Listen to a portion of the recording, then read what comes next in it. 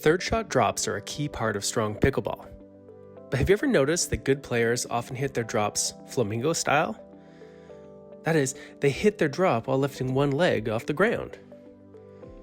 So what's going on here? What's this all about?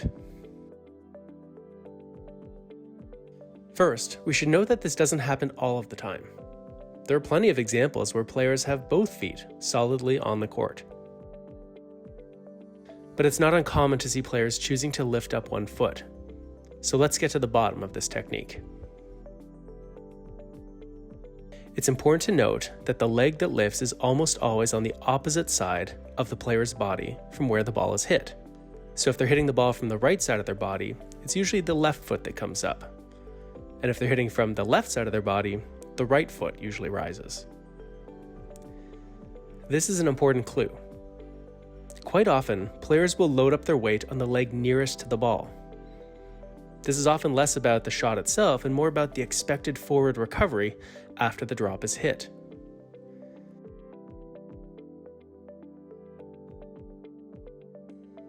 While you can play a drop with your weight evenly distributed between your feet, it makes it a little clumsier to move forward after you hit the ball.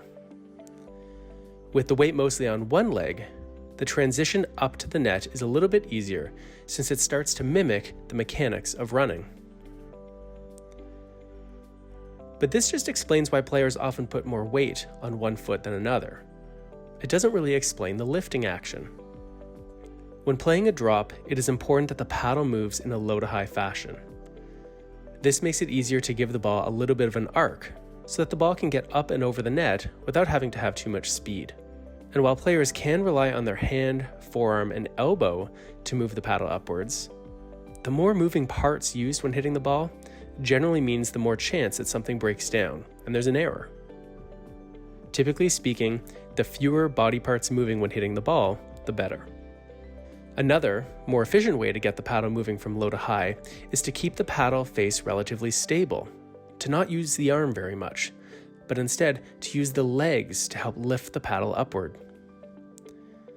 This kind of sit and stand action allows the paddle to move up and to create an arc on the ball while minimizing the number of body parts involved in the action. The role of a player's legs is often overlooked when talking about drops, but as you can see here, it's really common when you observe it at a high level. And that's what accounts for the flamingo action. Between the weight being loaded up on one leg and the sit and stand action being used as the shot gets hit, this makes it quite natural for the off foot to come off the ground. It is simply the result of an upward push off the ground at a time where there is very little resistance. So if you're looking at improving your drops, consider experimenting a little.